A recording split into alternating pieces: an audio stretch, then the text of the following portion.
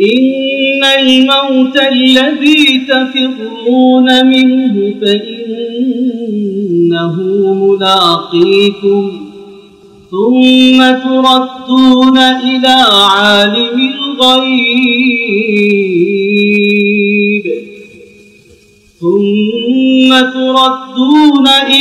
عالم الغيب والشهادة فينبئكم بما كنتم تعملون আল্লাহ তাআলা বলেন, হে নবী, আপনি দুনিয়ার মানুষদেরকে বলে দেন, ওই মৃত্যু যা থেকে তোমরা পলায়ন করছো, যদি পলায়ন করে কিন্তু পারবে না।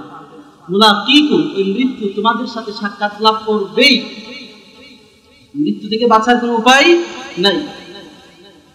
একজন কবিতার ভিতরে বলেন, মৌতু কাসিন কুল্লু নাসিন শারিবু কবরু বাইতিন কুল্লু নাসিন দাখিলু ألا يا ساكن القصر المعلى ستدفن عن قريب في التراب له ملك ينادي كل يوم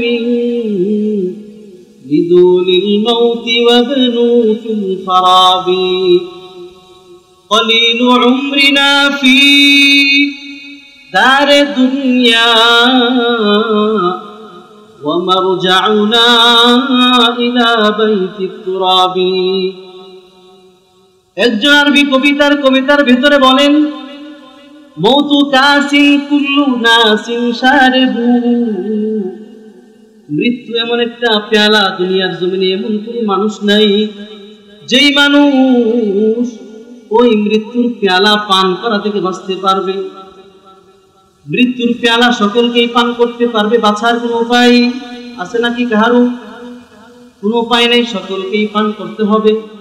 কলিলু উমরিনা ফি দারে দুনিয়া ওয়া মারজাউনা ইলা বাইতিত তুরাবি। কবি বলেন, এই দুনিয়াতে মোদের অল্প জীবন, এরপরে মোদের পদার্পণ হবে কোন দিকে? আওয়াজ করে বলেন, এরপরে মোদের পদার্পণ কবরের দিকে। অল্প জীবনে দুনিয়াতে, কিন্তু আমরা দুনিয়াতে থাকার জন্য আসি নাই। আলা ইয়া সাকিনাল কসরিল মুআল্লা সাতুদফানু আন করিবিন ফিত তুরাবি। কবি বলতেছেন, হে সহ্য প্রাসাদে অবস্থানকারীরা, অচিরেই তোমাদেরকে কবরের দিকে তোমাদের রুজু করতে হবে, প্রত্যাবর্তন করতে হবে, বাঁচার কোনো উপায় নাই। কিতাবের মধ্যে একটা ঘটনা উল্লেখ করা হয়েছে। একজন বাদশা ছিলেন, বাদশার বিবি ছিলেন তিনজন। একজনের নাম ছিল জাহান, আরেকজনের নাম ছিল হায়াত, আরেকজনের নাম ছিল ফানা। বাদশা তিনজন স্ত্রী এর মাঝে বাদশা একবার সফরে যাবে। সফরে যাওয়ার সময় তো তিনজন স্ত্রীকে নিয়ে যাওয়া তো সম্ভব না, একজনকে নেওয়া যাবে। বাদশা কাকে নেবে, কাকে বাদ দিবে, জন্য চিন্তায় পড়ে গেছে। তো একবার তিনজন স্ত্রীকে সাথে জমা করে বলতেছে, আজকে তোমাদের মধ্য থেকে আমার সাথে কে সফরে যাবে? তিনজনই হাত উঠাইছে, আমরা আপনার সাথে সফরে যাব। একজন হাত উঠাইতে কোনো সমস্যা ছিল না, হাত উঠাইছে কয়জন? তিনজন, সমস্যা বাইরে গেছে। বাদশা চিন্তা করতেছে, কারে বাদ দিব আর কার রাইখা যাব। বলতেছে, ঘটনাক্রমে বাদশার তিনজন স্ত্রী সবাই ছিল কবি। বাদশা বলতেছে, তোমাদের মধ্য থেকে সবাই আমার কবিতা শোনাও, যার কবিতাটা যত বেশি সুন্দর হবে তাকে আজকে আমার সাথে সফরে নেওয়া হবে। তবে প্রথম স্ত্রী জাহান কবিতা বলতেছিল, তু শাহে জাহাঁ হ্যায় জাহারা বগির জাহারা বাদিগর মদে আমির। বাদশার প্রথম স্ত্রী নাম হলো জাহান। নাম কি? আওয়াজ করে বলেন, নাম কি? নাম হলো জাহান। জাহান বলে, বাদশা আপনি সফরে যাবেন, আপনি তো হলেন বাদশা, আপনার সাথে দুনিয়া বাদশাহী করার জন্য দুনিয়া লাগবে কি লাগবে না? আওয়াজ করে বলেন, দুনিয়া লাগবে কি লাগবে না? বলতেছে আপনি হলেন বাদশা আর আমি হলাম জাহান, আর জাহান অর্থ হলো দুনিয়া। জাহান অর্থ কি? দুনিয়া। তো বাদশা যখন সফরে যাবে তো দুনিয়ার সাথে যাওয়া লাগবে না? লাগবে না। তো আমি দুনিয়াকে সাথে নেন, তাইলে বাদশা হইল, দুনিয়া হইল, আর কোনো কিছুর দরকার নাই, বাকি দুইজনকে রাইখা যান। বাদশা এবার এই জাহানের কথা শুনে খুশি হয়ে গেল। এবার দ্বিতীয় স্ত্রীর নাম ছিল হায়াত। হায়াতকে বলতেছে, রে হায়াত, তুমি এবার তোমার কবিতা শোনায় দাও। হায়াত এবার তার কবিতা টান দিছে। जहा खुश लेकिन गोबादे हयात चेकर आयत गरना बाशद हयात। হায়াত ডাক দিয়ে বলে, বাদশাহ আপনার বিবি জাহান বলছে আপনি হলেন বাদশাহ, সে হলো জাহান। দুইজন হয়ে গেছে, তৃতীয় আর কারো কোনো দরকার নাই। বাদশাহ মহারাজ ভালো করে খেয়াল করেন, দুনিয়া আছে, আপনি বাদশাহ আছেন, কিন্তু আপনার হায়াত নাই। বলেন না বাদশার কি আর বাকি আছে? কিছু আছে নাকি? দুনিয়া বাদশাহী আছে, দুনিয়াও আছে, কিন্তু হায়াত নাই। তার কি আছে? কিছুই নাই। বাদশাহ আপনার দুনিয়া আছে, আপনার বাদশাহীও আছে, আমি হলাম হায়াত। আমি হায়াত যদি না থাকি, বলেন না আপনার কি আছে? কিছুই তো নাই। তো আপনি কাকে নিয়ে সফরে যাবেন? তো এই কথা বলে হায়াত জাহানের উপরে সে বিজয় লাভ করে ফেলল। এবার বাদশাহ ফানাকে ডাক দিয়ে বলতেছে, ও ফানা, তুমি তোমার কবিতাটা শুনে দাও। তো ফানা এবার তার কবিতা টান দিছে। জাহানো হায়াত হামা বেওফা, জাহানো হায়াত হামা বেওফা, তলব কুন ফানারা কে আখির ফানা। ফানা আবার বলে, বাদশাহ জাহান আর দুনিয়া উভয়টাই হলো গাদ্দার।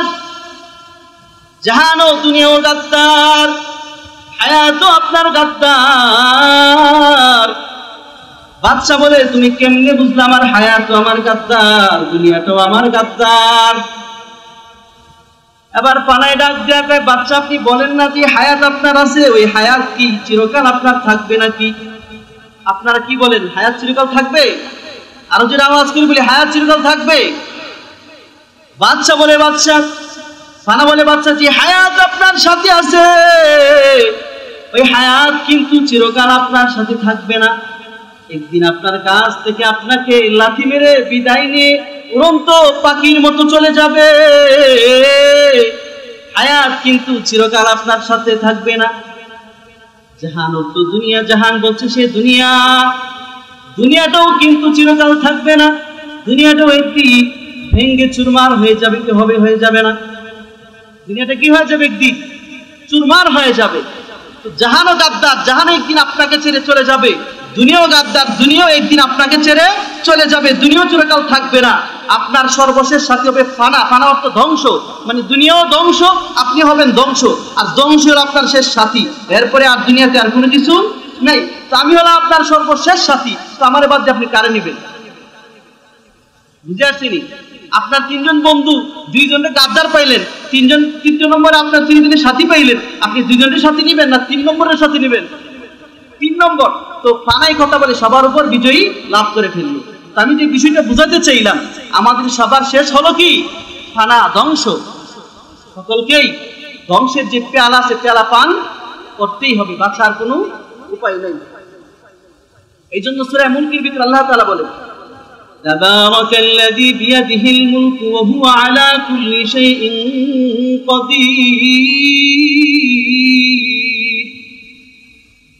আল্লাহ বলেন, বরকতময় মহামন্বিত সেই সত্তা, আল্লাযী খালাকাল মাউতা ওয়াল হায়া, যিনি মানুষের হায়াতও বানাইছেন, জীবনও বানাইছেন।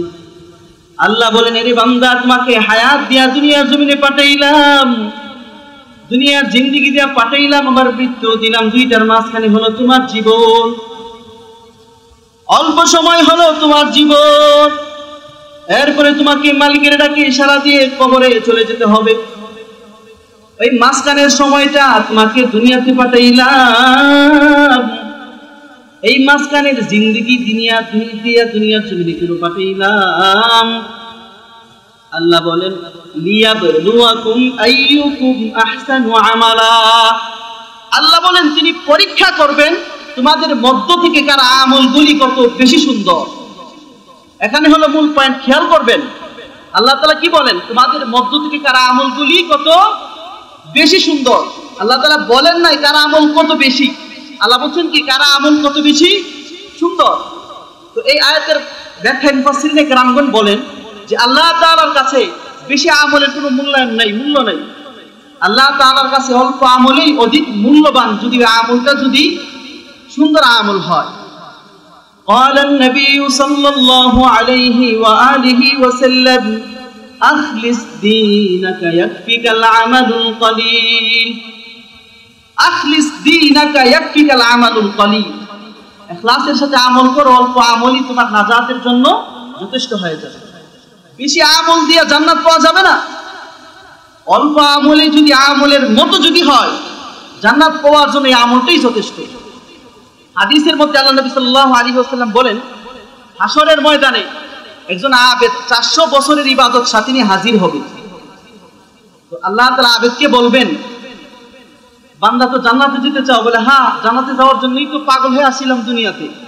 আল্লাহ তাআলা বলবেন, জান্নাতে কি আমি আল্লাহর অনুগ্রহে যেতে চাও, না তুমি তোমার আমলের মাধ্যমে জান্নাতে যেতে চাও? তো আল্লাহর ওলি ডাক দিয়ে বলবে, আল্লাহ 400 বছর তোমার ইবাদত করছি, আবার তোমার অনুগ্রহ লাগবে কেন?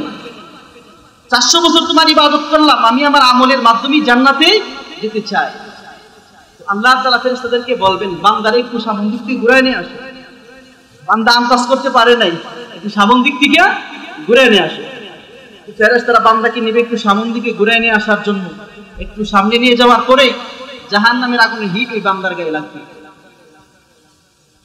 যেই মাত্র জাহান্নামের আগুনের হিট গরম বান্দার গায়ে লাগবে, বান্দা চিৎকার দিয়ে বলবে, ও দয়ার মালিক, পানির পিপাসা তো আর সহ্য করতে পারছি না, দয়া করে একটু ঠান্ডা পানি দাও। ও দয়ার মালিক, পিপাসায় কলিজাটা শুকিয়ে যাইতেছে রে মালিক, দয়া করে একটু ঠান্ডা পানি দাও।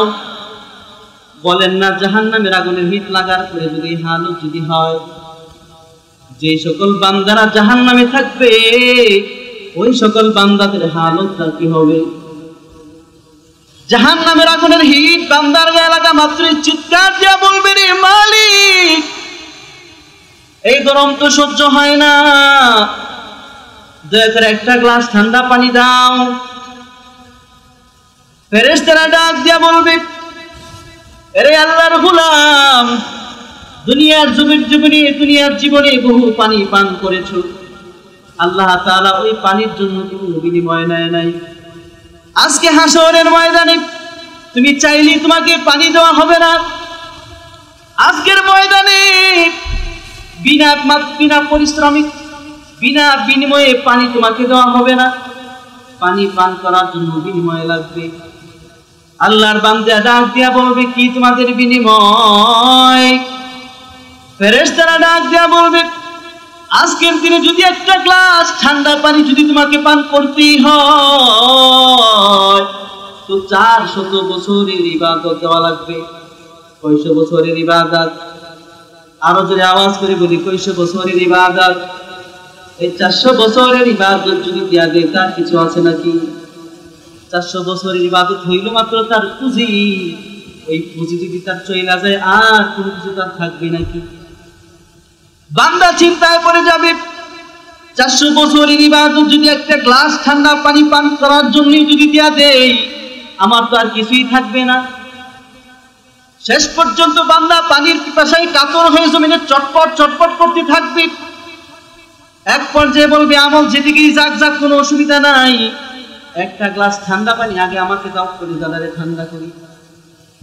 ফেরেশতারা আল্লাহর বান্দাকে একটা গ্লাস ঠান্ডা পানি দিবে তার হাতে পান করার জন্য। আল্লাহর বান্দা পানিটা নিবে, পানিটা পান করার জন্য পান করে ফেলবে।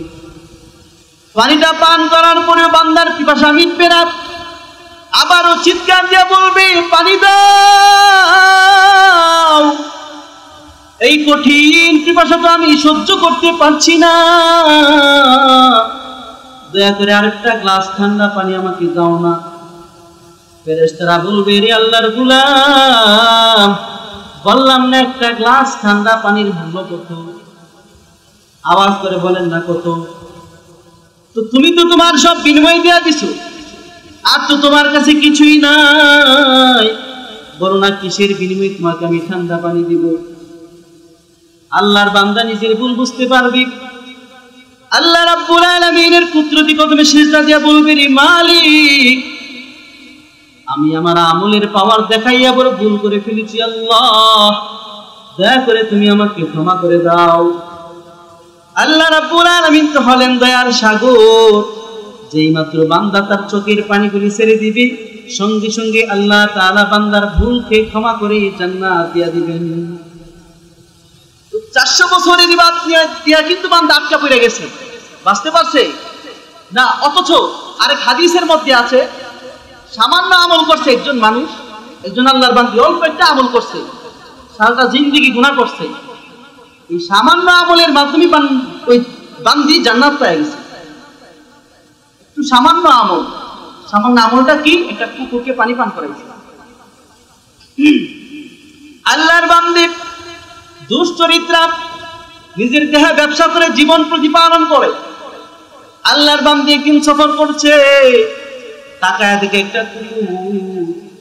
একটা কূপের পাশে সে পানির পিপাসায় চটপট চটপট করতেছে। আল্লাহর বান্দী চিন্তা করতেছে, কাজে একটু পরে যায়, আগে ওই কুকুরটাকে একটু পানি পান করাই। এই জন্য আল্লাহর বান্দী কূপের কাছে আসার পর কূপ থেকে পানি উঠাইয়া ওই কুকুরের মুখে দেওয়া মাত্রই আসমান থেকে গায়েবী আওয়াজ, এরে বান্দী, তুমি আমি আল্লাহকে খুশি করার জন্য 1 গ্লাস ঠান্ডা পানি আমার একটা মাখলুক কুকুরকে পান করাইলি, ওই আমলের কারণে আমি তোর অতীতের জিন্দেগির গুনাহগুলি তো মাফ করেই দিলাম, সাথে সাথে তোর নামটাকে জাহান্নামের খাতা থেকে কেটে জান্নাতি বান্দাদের খাতায় উঠাইয়া দিলাম।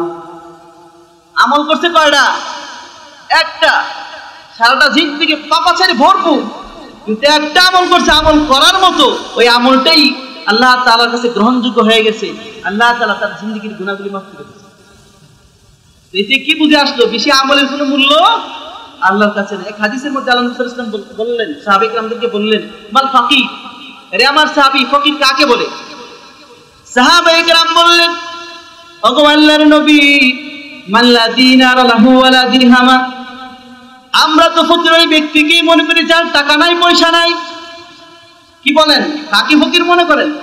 যার টাকা নাই পয়সা নেই। সাহাবায়ে কেরাম এটি উত্তর দিলেন। আল্লাহ নবী বললেন, না রে সাহাবী, না না, ফকির ওই ব্যক্তি না। সাহাবায়ে কেরাম ডাক দিয়া বললেন, ওগো আল্লাহর নবী, তাহলে কাকে বলা হয় ফকির? আল্লাহর নবী ডাক দিয়া বলেন, ফকির হলো ওই ব্যক্তি যে ব্যক্তি হাশরের ময়দানে উহুদ পাহাড় সমপরিমাণ আমল নিয়ে আল্লাহর বান্দা হাশরের ময়দানে উঠবে। উহুদ পাহাড় সমপরিমাণ আমল, হাশরের ময়দানে আল্লাহর বান্দা হাজির। কিন্তু ওই দিক দিয়ে আল্লাহর বান্দা এসে বলবো, গো মালিক, ওই বান্দা দুনিয়ার জমিনে এমনিতে আমার একটা থাপ্পড় মারছিল, তার টাকা পয়সার কোনো অভাব ছিল না, এই জন্য সে এমনিতে আমার থাপ্পড় মারছে। আল্লাহ তাআলা বলবেন, রে গোলাম, কেন তুমি থাপ্পড় দিছিলা? কোনো জবাব নাই, কারণ এমনিতেই দিছে, জুলুম করেছে। আল্লাহ তাআলা বলবেন, তার বিনিময় দাও। বলবে, আল্লাহ ওই বান্দারে বলেন না একটা থাপ্পড় দিয়া দিতে। বান্দা বলবে, না না, থাপ্পড় দিয়ে আজকের দিনে আমি আমার বিনিময় নিব না। বলে, কিভাবে বিনিময় নিবা? বলে, আমার নেক আমলের বড় শর্ত, নেক আমলের বড় আমার দরকার, নেক আমল দিলেই আমি আজকে আমার বিনিময় দিব, অন্যথায় বিনিময় নিব না। কিছু করার উপায় নাই, আটকা পড়ে গেছে। আল্লাহ তাআলা বলবেন তাকে নেক আমলই দিতে হবে। তো ওই থাপ্পড়ের বিনিময়ে নেক আমল চলে যাবে। অন্য দিক দিয়ে আরেকজন আসবে, আল্লাহ সে জুলুম করে আমার জমি সে দখল করে ফেলছিল, আল্লাহ বলবেন তার বিনিময় দাও। এভাবে বিভিন্ন পাওনাদাররা হাশরের ময়দান তাকে ঘেরাও করে ফেলবে। আল্লাহর বান্দা শেষ পর্যন্ত বাধ্য হয়ে তার যত আমল আছে সব কিছু দিয়া, আল্লাহ নবী বলেন, ওই বান্দা শেষ পর্যন্ত জাহান্নামে যাবে, সেই হবে ওই হাশরের ময়দানে সবচেয়ে বড় ফকির। বেশি আমল নিয়ে হাজির হলে কোনো মূল্য আল্লাহর কাছে নাই। আমলগুলি আমলের মতো হওয়া লাগবে। আলোচনাতে কি বুঝলেন? আল্লাহ তাআলার কাছে বেশি আমলের গ্রহণযোগ্যতা আছে না কম আমল যদি সুন্দর হয় ওই আমলের গ্রহণযোগ্যতা বেশি কোনটার? সুন্দর আমলের। আর যদি আওয়াজ করে বলি কোন আমলের গ্রহণযোগ্যতা বেশি? সুন্দর আমল। আমলগুলি সুন্দর হবে কিভাবে? এখন আমরা পরের আলোচনায় আসি। আল্লাহ তাআলার কাছে গ্রহণযোগ্য হলো সুন্দর আমলের, মানে আমলগুলি সুন্দর করব কিভাবে? হযরত মুআয বিন জাবাল রাদিয়াল্লাহু তাআলা আনহু তিনি এই আহসানু আমাল তাফসীরে বলেন যে আমলের মধ্যে 4টা গুণ পাওয়া যাবে। কয়টা গুণ? আরো জোরে আওয়াজ করে বলি কয়টা গুণ? 4টা গুণ। যে আমলের মধ্যে 4টা গুণ পাওয়া যাবে ওই আমলটাই আহসানু আমালা, সুন্দর আমল বলে আল্লাহ তাআলার কাছে গ্রহণযোগ্য হবে। কয়টা গুণ? এই 4টা গুণ আজকে সাথে বাড়িতে নিয়ে যেতে পারবেন তো ইনশাআল্লাহ? কে কে রাজি আছি বাড়িতে নিয়ে যেতে? একটু হাত উঠে দেখায়। যারা ঘুমায় আছে একটু জায়গায় দেন। কেউ ঘুমে আছে নাকি? তো সবাই ইনশাআল্লাহ 4টা আমল নিয়ে বাড়িতে যাবো তো ইনশাআল্লাহ? 1 নম্বর পয়েন্ট আসেন, 1 নম্বর গুণ। যে 4টা গুণ থাকলে আমলগুলি আহসানু আমালা, সুন্দর আমলে পরিণত হয়। 1 নম্বর গুণের নাম হলো সহিহ নিয়ত, বিশুদ্ধ নিয়ত।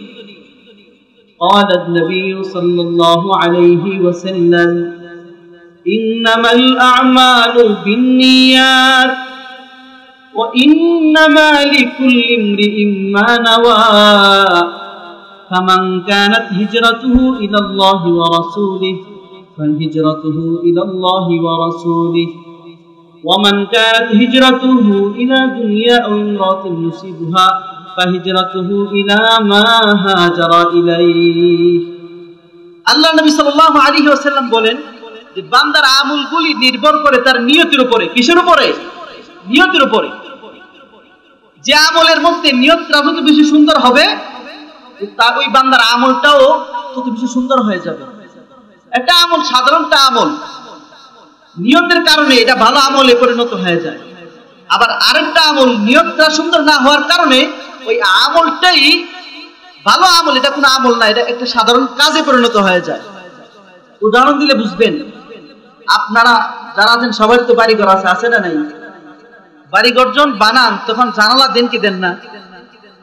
জানলা দেন না? জিজ্ঞেস করি জানলা কেন দিলেন, কি বলবেন? বাতাস, হাওয়া বাতাস আসার জন্য আমরা জানলা দিই। আওয়াজ করে বলেন ঠিক না? ঠিক না? কিন্তু এখানে নিয়তটা যদি ঘুরাই দেন কিভাবে? যে আমি জানলা দিলাম এই জন্য মুয়াজ্জিন মসজিদ থেকে আজান দিবে, আর এই আজানের ধ্বনি আমার কানে আসবে, আর এই আজান শুনে আমি আমার মাওলার কুদরতি কদমে সেজদা দিব। তাহলে কি হাওয়া বাতাস আপনার ঘরে আসতো না? হাওয়া বাতাস আসতো না? কিন্তু এই যে নিয়ত করছেন যে জানলা দিয়া আজানের আওয়াজ আসবে, আর এই আওয়াজ শুনে আপনি মসজিদে যাবেন, মসজিদে নামাজ আদায় করবেন, ওই নিয়তের কারণে আপনার জানলা খোলাটা আপনার সওয়াবের মধ্যে গণ্য হবে। এমনই ভাবে আমরা খাবার খাই, যদি জিজ্ঞেস করি খাবার কেন খান, বলবেন পেট বাড়ার জন্য, স্বাস্থ্য ঠিক রাখার জন্য। আমরা খাবার এই জন্যই খাই, কি বলেন? কিন্তু এখানে নিয়তটা যদি ঘুরায় দেন যে খাবার খাই এই জন্য যে খাবার খাইলে দেহ শক্তি হবে, শারীরিক সুস্থতা বাড়বে, আর এই দেহ নিয়ে আমি আমার মাওলার গোলামি করব, তাহলে ওই যে খাবার খাইতেছেন খাবার খাওয়ার মধ্যেও আপনার সওয়াবের কাজগুলো গণ্য হবে। এই জন্য আল্লাহ নবী সাল্লাল্লাহু আলাইহি ওয়াসাল্লাম বলেন ইন্নামাল আ'মালু বিন্নিয়াত, বান্দার আমলগুলি নির্ভর করে তার নিয়তের উপরে। বান্দার নিয়ত যত বেশি সুন্দর বান্দার আমলটাও তত বেশি সুন্দর হবে।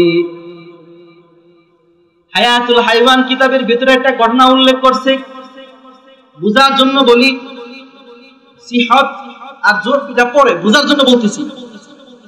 পয়গম্বর আদম নবী যখন দুনিয়ার জমিনে আগমন করলেন, জঙ্গলার পশু পাখিরাও আদম নবীকে দেখার জন্য দৌড়ায় ছুটছে।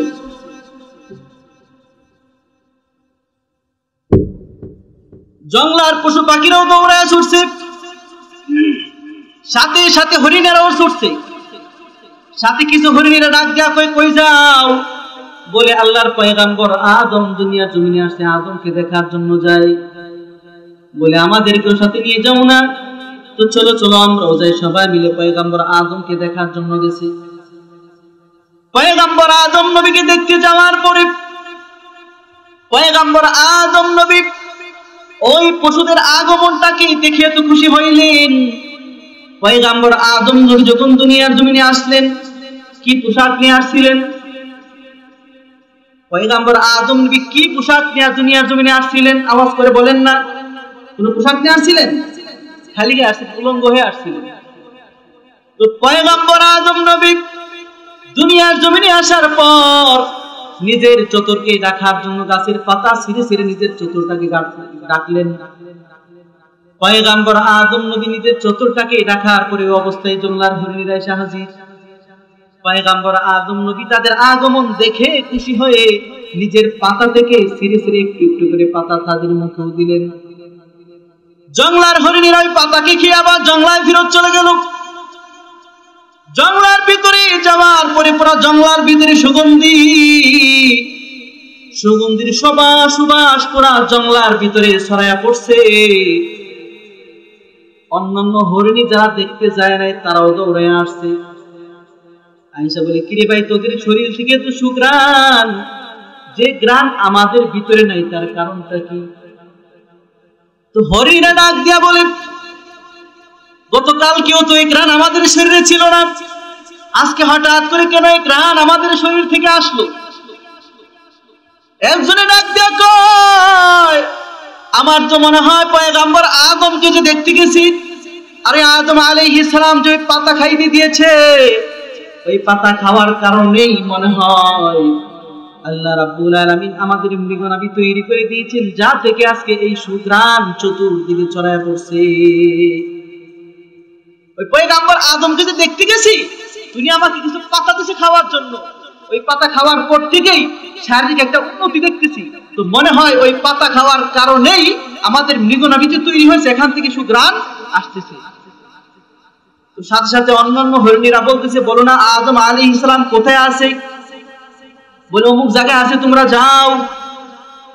পয়গম্বর আদম নবীকে দেখার জন্য তারাও দৌড়াইয়া জঙ্গলা থেকে বের হইয়া ছুটছে পয়গম্বর আদমকে দেখার জন্য। কিছু দূর যাওয়ার পরে পয়গম্বর আদমের সাথে তাদের সাক্ষাৎ হয়ে গেছে। আদম আলাইহিস সালাম তাদের আগমনকে দেখেও তাদেরকে কিছু পাতা দিলেন খাওয়ার জন্য। তারাও পাতাগুলি খাইলো, কি আনন্দ, আমাদেরও মৃগনাবি তৈরি হবে, আমাদেরও শরীর থেকে জঙ্গলার ভিতরে ঘ্রাণ ছড়াবে। এই জন্য তারা খুব আনন্দ নিয়ে জঙ্গলার ভিতরে ফিরত আসলো। কিন্তু হায় হায়, জঙ্গলার ভিতরে আসার পরে দেখে তাদের শরীর থেকে কোনো ঘ্রাণ আর ছড়ায় না, তাদের দেহ থেকে কোনো ঘ্রাণ আর ছড়ায় না। চিন্তায় পড়ে গেছে, কিরে তোমরা যে পাতা খাইলা, ওই পাতাও তো আমরাই খাইলাম, তো তোমাদের শরীর থেকে ঘ্রাণ ছড়ায়, আমাদের শরীর থেকে ছড়ায় না, তার কারণটা কি? জঙ্গলার হরিণী সবাই চিন্তায় পড়ে গেছে, কি ব্যাপার, আমাদের শরীর থেকে এত সুন্দর ঘ্রাণ, তাদের শরীর থেকে কেন আসে না? হঠাৎ করে একটা হরিণ ডাক দিয়া কয়, আমার মনে হয় সমস্যা হবে আমাদের সকলের নিয়তের মধ্যে ঘটে গেছে। নিয়তের মধ্যে মনে হয় সমস্যা। কি সমস্যা হয়েছে নিয়তের মধ্যে? তো হরিণরা ডাক দিয়া বলে, আমরা তো দেখতে গিয়েছিলাম পয়গম্বর আদম আসে দুনিয়ার জমিনে আদমকে দেখার জন্য, তোমরা তো পয়গম্বর আদমকে দেখার জন্য যাও নাই, তোমরা তো গেছো পাতা খায়া তোমাদের সুগন্ধি তৈরি হবে, ওই জন্য তোমরা গেছো আদম নবীর পাতা খায়া নিজের কস্তুরী সৃষ্টি করার জন্য, আর আমরা গিয়েছিলাম পয়গম্বর আদম,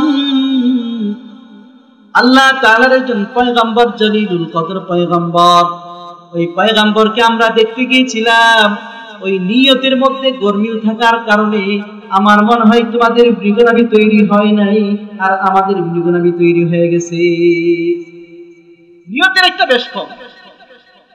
এই ঘটনা থেকে যে বিষয়টা আমি বুঝাতে চাইলাম, একটু নিয়তের বেশ কমের কারণে কত কিছু হয়ে যায়। আজ থেকে আমরা যে কোনো একটা আমল করব, আমল করার পূর্বে এখান থেকে আজকে দৃঢ় প্রতিজ্ঞা করে নেই, প্রত্যেকটা আমলের পূর্বে আগে আমরা আমাদের নিয়তকে বিশুদ্ধ করে নেব। নিয়তকে কি করব ভাই? আর যদি আওয়াজ করে বলি, কি করব? বিশুদ্ধ করে নেব। তো বান্দার আমলগুলো কি সুন্দর করার জন্য কয়টা গুণ লাগবে? 4টা গুণ। 1 নম্বর গুণের নাম কি? বিশুদ্ধ নিয়ত। 1 নম্বর গুণের নাম কি? বিশুদ্ধ নিয়ত। 2 নম্বরে আসেন, 2 নম্বর গুণের নাম হলো ইখলাস। 2 নম্বর গুণের নাম কি? ইখলাস। ইখলাস লাগবে আমলগুলো সুন্দর করার জন্য। قال النبي صلى الله عليه وسلم أخلص دينك يكفيك العمل القليل বান্দা তোমার আমলগুলিকে পরিশুদ্ধ করে নাও, ইখলাস পূর্ণ আমল করো, অল্প আমলেই তোমার নাজাতের জন্য যথেষ্ট হয়ে যাবে। ইখলাস ওয়ালা আমল, অল্প আমলই নাজাতের জন্য যথেষ্ট হয়ে যাবে। ইখলাস কাকে বলে? কোরআন শরীফের মধ্যে আল্লাহ তাআলা বলেন, ইন্না সালাতি ওয়া নুসুকি ওয়া মাহইয়ায়া ওয়া মামাতি إن صلاتي ونسكي ومحياي ومماتي لله رب العالمين إن صلاتي ونسكي ومحياي ومماتي لله رب العالمين আমার নামাজ, আমার কুরবানি, আমার রোজা, আমার যা কিছু আছে সব কিছু হবে একমাত্র আল্লাহর জন্য। এর নাম হলো ইখলাস। এর নাম কি? কোন মানুষকে দেখানোর জন্য আমার ইবাদত হবে না, এর নাম হলো ইখলাস। ভারতের জমিনে বিরাট বড় একজন বুজুর্গ, যার নাম হলো খাজা কুতুবউদ্দিন কাকি রহমাতুল্লাহি আলাইহি। খাজা কুতুবউদ্দিন কাকি রহমাতুল্লাহি আলাইহি একদিন এই জমিন থেকে বিদায় নিয়ে চলে যাবেন। ইন্তেকালের পূর্বে নিজের মুরিদদেরকে ডাক দিয়া বলে, আরে আমার মুরিদেরা, আরে আমার পরিবারের লোকেরা একটু কাছে আসো, একটু কাছে আসো। সকলেই খাজা কুতুবউদ্দিন কাকির কাছে আসলো। খাজা কুতুবউদ্দিন কাকি বলতেছে, আমার মনে হয় এই দুনিয়ার জমিনে বেশি সময় আমি আর বেঁচে থাকবো না, এই জমিন থেকে আমি চির বিদায় নিয়ে চলে যাব। তবে আমি আমার বিদায়ের পূর্বে তোমাদেরকে কয়েকটা ওসিয়ত করে যাই। ওসিয়তগুলি একটু মনোযোগ দিয়ে শুনো। এই ওসিয়তগুলি আমি খাজা কুতুবউদ্দিনের মৃত্যুর পরেও তোমরা ওসিয়তগুলিকে পালন করবা। কয়েকটা ওসিয়ত করে যায়, ওই ওসিয়তগুলি আমি খাজা কুতুবউদ্দিনের মৃত্যুর পরে তোমরা এগুলিকে বাস্তবায়ন করবা। মুরিদরা বলতেছে, বলেন কি আপনার ওসিয়ত? খাজা কুতুবউদ্দিন বলতেছেন, আমি খাজা কুতুবউদ্দিনের ইন্তেকালের পরে আমার জানাজা নেওয়া হবে। জানাজার ময়দানে জানাজা দেওয়ার জন্য যে কোনো ব্যক্তির মাধ্যমে আমার জানাজার নামাজের ইমাম বানায়ও না। যাকে সামনে পাও তাকে আমার জানাজার নামাজের ইমাম বানায়ও না। আমি খাজা কুতুবউদ্দিন যখন এই জমিন থেকে বিদায় নিয়ে চলে যাব, আমার লাশটাও জানাজার ময়দানে হাজির। যে কোনো ব্যক্তিকে দিয়ে আমার জানাজার নামাজ পড়াও না। বলে, কাকে দিয়ে আপনার জানাজার নামাজ পড়াবো? খাজা কুতুবউদ্দিন বলেন, যে ব্যক্তির মধ্যে এই চারটা গুণ পাওয়া যাবে ওই ব্যক্তিকে তোমরা আমার জানাজার ময়দানে আমার জানাজার ইমাম বানাবে। আর ওই চার গুণওয়ালা কোনো ব্যক্তিকে যদি জানাজার ময়দানে যদি না পাও, তাহলে আমার কোনো জানাজা টানাজা দেওয়া লাগবে না, এমনি কবরে দাফন করে দিও। চার গুণওয়ালা ব্যক্তি যদি থাকে জানাজার ময়দানে, জানাজা দিও, অন্যতে জানাজারই কোনো দরকার নাই। তো মুরিদরা বলতেছে, হুজুর কি সেই চারটা গুণ একটু কষ্ট করে বলেন না।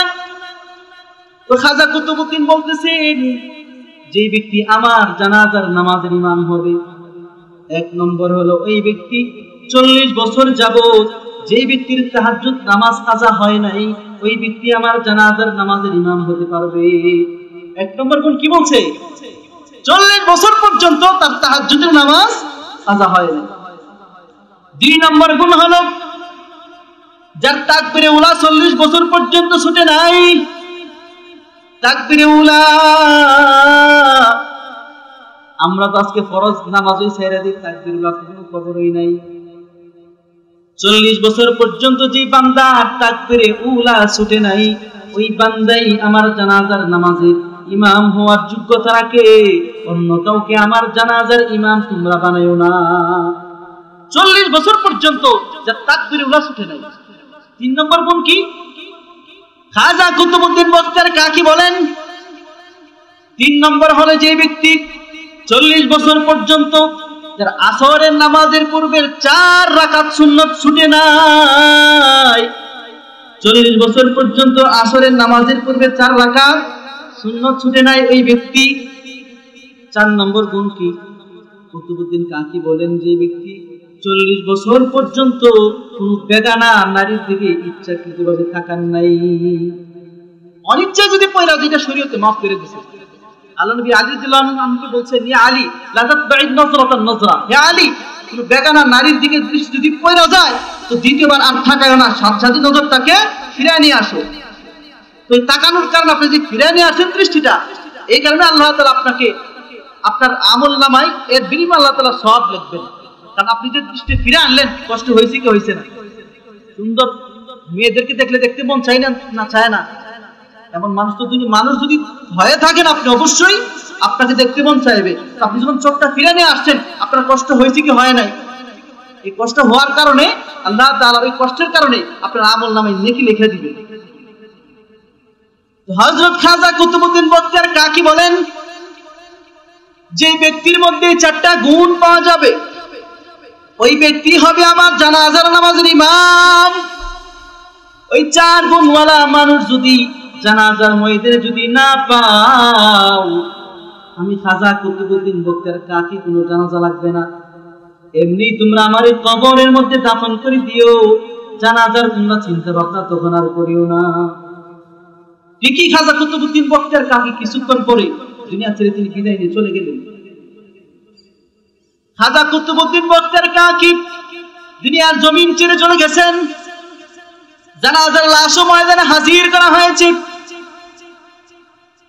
যার নামে বর্তমানে দিল্লির কুতুব মিনার, এত বড় একজন বুজুর্গ মারা গেছে, বলেন না কতশো মানুষ হবে, কয় হাজার মানুষ হবে। আপনার কি মুফতি আমিনী রহমাতুল্লাহ আলাইহির জানাজা দেখেন নাই? হযরতে হাবিব হুজুর রহমাতুল্লাহ আলাইহির জানাজা দেখেন নাই? কত মানুষ হয়েছিল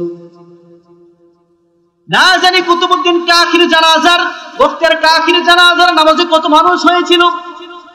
জানাজার লাশ ময়দানে হাজির, জানাজা দেওয়া হবে, সকলেই ময়দানে উপস্থিত। এই মুহূর্তে একজন ব্যক্তি দৌড়াইয়া খাটিয়ার সামনে দাঁড়াইয়া বলে, আজকের জানাজার ইমাম নির্দিষ্ট কোনো ব্যক্তিকে বানানো হবে না, আজকের জানাজার নামাজের ইমাম আপনাদের মধ্য থেকে একজনকে বানানো হবে। এটা হলো খাজার নসিহত, ওসিয়ত। তো খাজা ওসিয়ত করে গেছেন যে ব্যক্তির মধ্যে 4টা গুণ পাওয়া যাবে ওই ব্যক্তি আজকে খাজা কুতুবউদ্দিন বখতিয়ার কাকির জানাজার নামাজের ইমাম হবে।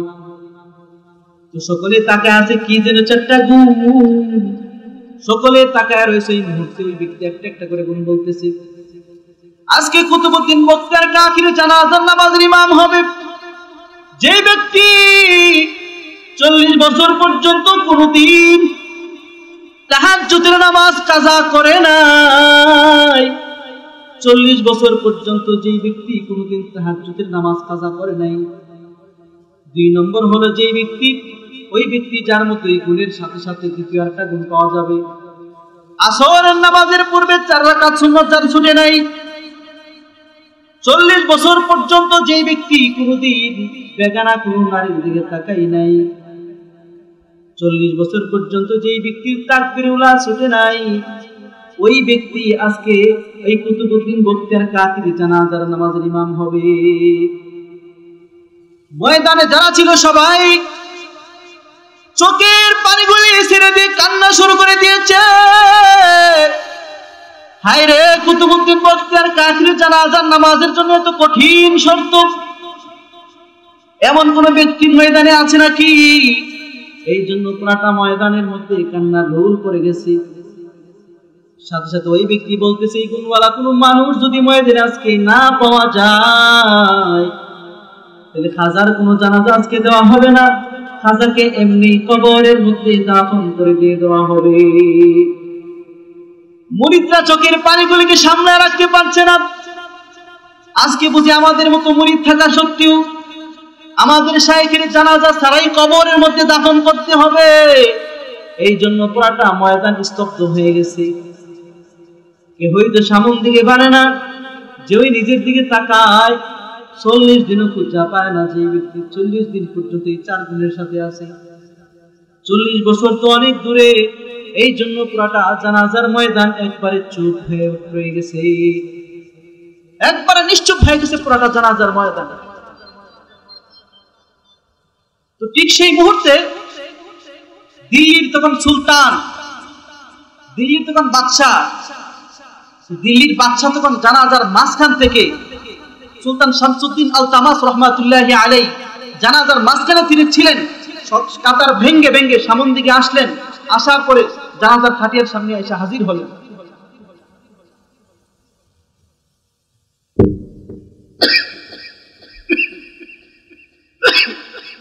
তো জানাজার খাটিয়ার সামনে হাজির হয়ে শামসুদ্দিন আলতামাস রহমাতুল্লাহি আলাইহি তখন চোখের পানিগুলি ছেড়ে দিয়ে খাটিয়ারে হাত দিয়ে ধরছেন, বলতেছেন, খাজা কুতুবউদ্দিন বক্তের কাকি, আমি 40 বছর পর্যন্ত যে আমলগুলিকে গোপন করে করে যাচ্ছিলাম, তুমি আজকে সেই হাজার হাজার মানুষের সামনে সে আমলগুলিকে প্রকাশ করে দিলে। এই আমলগুলিকে আমি দুনিয়ার কোনো মানুষকে জানতে দেই নাই, আমলগুলিকে আমি আমার মৃত্যুর পরে পরকালে জান্নাতে যাওয়ার জন্য একটা পুঁজি হিসেবে রেখে দিয়েছিলাম। কিন্তু আজকে তুমি এই হাজার হাজার মানুষের সামনে আমার সে আমলগুলিকে তুমি প্রকাশ করে দিলে। আরে কুতুবউদ্দিন বক্তের কাকি, আমার 40 বছরের মেহনতকে তুমি আজকে হাজার হাজার মানুষের সামনে প্রকাশ করে দিয়েছো। কাল হাসরের ময়দানে এই মানুষগুলা জানার কারণে আমার আমলের মধ্যে যদি কোনো ত্রুটি পয়দা হয়ে যায় আর আল্লাহ তাআলার কাজ করার মধ্যে আমি যদি আটকা পড়ে যাই, এই কুতুবউদ্দিন বক্তিয়ার কাকি ভালো করে জানিয়ে নাও, তোমাকে কিন্তু আমি একা একা জান্নাতে যাইতে দেব না। আজকে আমি তোমার জানাজার নামাজের ইমাম হব, তুমি আমাকে ওই কঠিন হাসরের ময়দানে, ওই কঠিন মুসিবতের দিন, আজকে তো বলি মানুষ আমার গোপন আমলটাকে জেনে যাওয়ার কারণে যদি বিপদে পড়ে যায়, তুমি আমাকে সেই কঠিন বিপদ থেকে উদ্ধার করতে হবে, এই শর্ত রেখে আমি তোমার জানাজার নামাজের ইমাম হইতেছি। একজন বাদশা হয়ে 40 বছর পর্যন্ত এই 4টা গুণ সাথে নিয়ে আমল করতেছে, হাসরের ময়দানে পারি দিবে কিভাবে এই চিন্তা। আজকে আমরা সাধারণ মানুষ, আমাদের অবস্থাটাকে একটু খেয়াল করে দেখেন। একটা পরিবার নিয়ে থাকে একটা বাদশা, সাধারণ জালেম বাদশা, একজন ইনসাফগার বাদশা শামসুদ্দিন আলতামাস রহমাতুল্লাহি আলাইহি। এই বাদশাহীর দায়িত্ব থাকা অবস্থায় বেগানা কোনো নারীর দিকে থাকাই নেই। 40 বছর পর্যন্ত তাহাজ্জুদের নামাজ কোনোদিন কাজা হয় নাই, আসরের নামাজের 4 রাকাত সুন্নাত কোনোদিন কাজা হয় নাই, 40 বছর পর্যন্ত তাকবীর গুলাও তার ছুটে নেই। একজন বাদশা, আমলটার মধ্যে কেমন ইখলাস ছিল মনে করেন? আমরা সাধারণ একটা 2 রাকাত নফল নামাজ বাড়ায় পড়লে ভিতরটা ফুলা যায়। কেউ আসেনি আশপাশ দেখতেছিনি, আমার একটু বুজুর্গ মনে করি একটু সালাম টালাম বাড়ায় দিব, আমাদের ভিতরটা এমন হয় কিনা হয় না। একজন বাদশা কিভাবে নিজেকে তৈরি করেছেন, কত ইখলাসপূর্ণ আমল ছিল। এটাই হলো ইখলাসের দলিল, যে যত বেশি গোপন আমল করবে এটাই হলো তার তত বেশি ইখলাসের দলিল। তো আমলগুলি সুন্দর করার জন্য কয়টা গুণ লাগবে বলছিলাম? 4টা। 1 নম্বর গুণের নাম বিশুদ্ধ নিয়ত। আওয়াজ করে বলেন 1 নম্বর গুণের নাম কি? আরো জোরে আওয়াজ করে বলেন, বিশুদ্ধ নিয়ত। 2 নম্বর গুণের নাম হলো ইখলাস। 2 নম্বর গুণের নাম কি? 3 নম্বর গুণের নাম হলো ইলম লাগবে, ইলম লাগবে। আজকে আমরা আমল করতেছি, এমন অনেক মানুষ ময়দানে খুঁজে পাওয়া যাবে যাদের সূরা ফাতিহাটা সহি না, অথচ আমরা আমাদের জীবনকে শেষ করে দিয়েছি। তাবলীগ জামাতে অনেক সাথী ভাইয়েরা জামাত থেকে আসার পরে কারগুজারি শোনায়, সবরটা কেমন কাটায় আসছে। একজনকে জিজ্ঞেস করছে যে ভাই কালিমাটা বলেন তো, আল্লাহর বান্দা কালিমাটা বলতে পারতেছে না, কালিমাটা বলতে পারতেছে না, এমন মুসলমান বাংলাদেশে আছে। একজনকে জিজ্ঞেস করছে আমাদের নবীজির নাম কি? শেখ মুজিবুর রহমান না? আমাদের নবীর নাম কি বলছে? শেখ মুজিবুর রহমান। এই হলো বাংলাদেশের অবস্থা। বাংলাদেশ না সারা পৃথিবীতে ইমানি হালতে আমরা অনেক দূর পিছিয়ে আছি আমল থেকে। কালিমাটা পর্যন্ত আমরা জানি না, নামাজের মাসালা মাসাল তো অনেক দূরের বিষয়। তা আমলগুলি সুন্দর করার জন্য ইলম লাগবে। কি লাগবে ভাই? ইলম লাগবে। ইলম লাগবে কি জন্য? একটা উদাহরণ দিলে বুঝবেন। নামাজের ভিতরে যে বিধিবিধানগুলি আছে সেগুলি বিভিন্ন ভাগে বিভক্ত। কিছু আছে ফারায়েজ, কিছু আছে ওয়াজিবাত, কিছু আছে মুস্তাহাব্বাত, কিছু আছে নওয়াফিল মুস্তাহাব্বাত, এগুলি কিছু আমল আছে। নামাজের ভিতরে ফরজ আমলের ক্ষেত্রে বিধান হলো, ফরজ কোন আমল যদি ইচ্ছাকৃত কোনো বান্দার ফরজ আমল যদি ছুটে যায় নামাজের ভেতরে, তার নামাজ ফাসেদ, সুজদা দিল, তার নামাজ হবে না। কিন্তু নফল ওয়াজিব যদি কাজ ছুটে যায় ভুলে, সুজদা দিলে তার নামাজ সহিহ হয়ে যায়। কথা হইল নামাজের কোনটা ফরজ কোনটা ওয়াজিব আপনি যদি না চিনেন তো সুজদা দিবেন কিভাবে? ফরজ ছুটে গেছে, আপনি সুজদা দিয়ে বইয়ে দিয়েছেন, নামাজ হবে? হবে না। ওয়াজিব ছুটে গেছে, আপনি নফল মনে করে সুজদা দেন নাই, তো নামাজ ওয়াজিব বলে আদা, নামাজ কি আদা করা ওয়াজিব আপনি জানেন না, তো নামাজ সুন্দর হবে? ইলম লাগবে, ইলম শিক্ষা করতে হবে। আপনারা অনেকেই বলবেন যে আমাদের বয়স তো অনেক হয়ে গেছে, অনেকের 50, 60, 70 বছর হয়ে গেছে, আমরা ইলম শিক্ষা করবো কিভাবে? আপনাদের শিক্ষা করার মাধ্যম আছে, দুশ্চিন্তাগ্রস্ত হবার কোনো কারণ নেই। আপনাদের জন্য বর্তমান বাংলাদেশে শিক্ষা নেওয়ার, দিন শিক্ষা করার ব্যবস্থা আছে। তো দিন শিক্ষা করার মাধ্যম হলো দাওয়াতুত তাবলীগ। আর যারা আওয়াজ করে বলেন কি ভাই?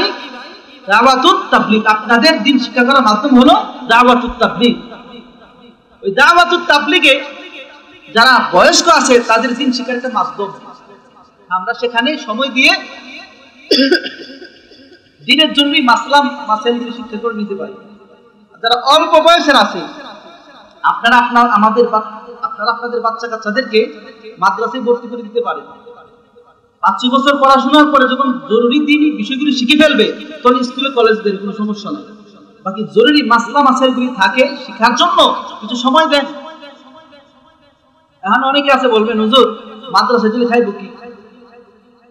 টাকা পয়সা দেন, বেশি নাই। ডাইনে বামে তো মাদ্রাসায় কামানো যায় না, ডাইনে বামে কামাইতে হইলে তো ডানে বামে কামানোর জন্য কি লাগবে? বই পড়া করতে হবে। তো রিজিকের মালিক কে? আপনাদেরকে আমি জিজ্ঞেস করি, রিজিকের মালিক কে? আর যদি আওয়াজ করে বলেন কে? আল্লাহ। রিজিকের মালিক আল্লাহ, আল্লাহ তারই খাওয়াবেন।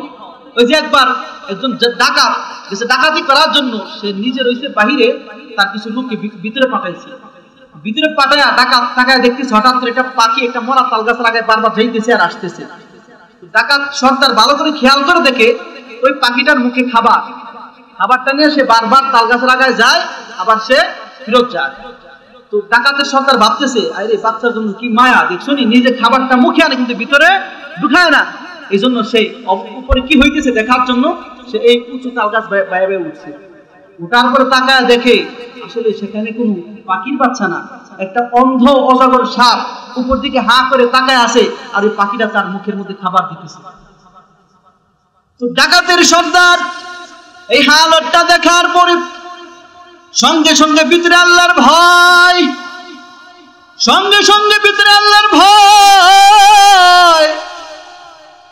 একটা অজগর অন্ধ সাপ, ওই অন্ধ সাপটাকে খাবারের জন্য আল্লাহ তাআলা একটা সাপকে মাধ্যম বানান নাই। ভিন্ন জাতি আরেকটা প্রাণী যে সাপের হলো, সাপকে যে ভয় করে, পাখি সাপকে ভয় করে কি করে না? তার ভয় থাকা সত্ত্বেও আল্লাহ রাব্বুল আলামিন ওই অন্ধ সাপটার খাবারের ব্যবস্থা যদি ওই পাখির মাধ্যমে যদি করতে পারেন, আমি হলাম আশরাফুল মাখলুকাত, আমি হলাম সৃষ্টির সেরা জীব, আল্লাহ তাআলা কি আমার খাবারের ব্যবস্থা করবেন না? আওয়াজ করে বলেন করবেন কি করবেন না? আমি হলাম আশরাফুল মাখলুকাত, একটা সাপকে যদি আমার মালিক ভিন্ন জাতীয় একটা প্রাণীর মাধ্যমে খাবারের ব্যবস্থা করতে পারেন, আমি আশরাফুল মাখলুকাত, আমি কেন অন্যের গলায় ছুরি ধরে তার টাকা আত্মসাৎ করব? আমি কেন জুলুম করে অন্যের টাকা পয়সা অপহরণ করব? সেদিন থেকে ডাকাত সে ওই তাল গাছে থাকা অবস্থায় তওবা করে নিয়েছে, আর কোনদিন সে অন্যের মাল জোর জবরদস্তি করে দখল করবে না। সুবহানাল্লাহ বলেন না? রিজিকের মালিক কে? আল্লাহ। এজন্য অন্যের মাল আত্মসাৎ করার দরকার আছে? আমার রিজিকে যেটা আছে আল্লাহ তাআলা দিবে নেই, এটা নিয়ে লাফানির কোনো দরকার নাই। তো আমি বলছিলাম আমলগুলোকে সুন্দর করার জন্য 4টা গুণ লাগবে। 1 নম্বর গুণের নাম বলছিলাম বিশুদ্ধ নিয়ত, 2 নম্বর গুণের নাম বলছিলাম ইখলাস, 3 নম্বর গুণের নাম বলছিলাম ইলম, 4 নম্বর গুণের নাম হলো সবর। আমল করার জন্য সবর লাগবে। 1 মিনিটে আমার আলোচনা শেষ করে দিচ্ছি। সবর বলতে আমরা নামাজে গিয়ে দাঁড়ালে দেখবেন অনেকে এদিক সেদিক তাকায়, ইমাম সাহেব আসতে কয় মিনিট দেরি হইতেছে, মানে ভিতরে একটা জ্বালা যন্ত্রণা শুরু হয়ে যায়। নামাজের ভিতর দাঁড়াইলে এদিকে চুলকায় ওইদিকে চুলকায়, নামাজটারে ওইদিকে নেই ওইদিকে নেই, বিভিন্ন দিকে তার মনোযোগ দিয়া নামাজের সময়টাকে সে পার করে। তার মানে ধৈর্য নাই, ধৈর্যের সাথে নামাজটা সে পড়ে নাই। এই জন্য হযরত মুআয বিন জাবাল রাদিয়াল্লাহু তাআলা আনহু বলেন, বান্দার আমলগুলি আহসানু আমালা, সুন্দর আমল হওয়ার জন্য 4টা গুণ লাগবে। আর ওই 4টা গুণ যে বান্দার মধ্যে পাওয়া যাবে ওই বান্দার আমলটাই আহসানু আমালা বলে গণ্য হবে। ওই বান্দার আমলটাই হাসরের ময়দানে গ্রহণযোগ্য আমল হিসাবে মিজানের পাল্লায় উঠবে। আর এছাড়া এর বাইরে যে আমলগুলি আছে ওই আমলগুলি মিজানের পাল্লা পর্যন্ত যাবে না। প্রথম আসমানে যাওয়ার পরে আমলগুলিকে একটা বিশ্রী, একটা ময়লাযুক্ত কাপড় আকার ধারণ করে আমলকারী চেহারায় নিক্ষেপ করে দেওয়া হয়। তখন আমলটা ওই বান্দার বিরুদ্ধে বদয়া করতে থাকে আর বলে, যায়্যাকা আল্লাহু কামা যায়্যাতানি, আরে আল্লাহর বান্দা তুমি যেভাবে আমারে নষ্ট করছো আল্লাহ তাআলা তোমারে ধ্বংস করুন, এই বলে আমলও তার বিরুদ্ধে দোয়া করতে থাকে। তো আল্লাহ তাআলা আমাদেরকে ওই 4টা গুণের মাধ্যমে আমাদের আমলগুলোকে সুন্দর করে এই দুনিয়ার জমিন ত্যাগ করে পরকালের হাসরের ময়দানে হাজির হওয়ার তৌফিক দান করুন।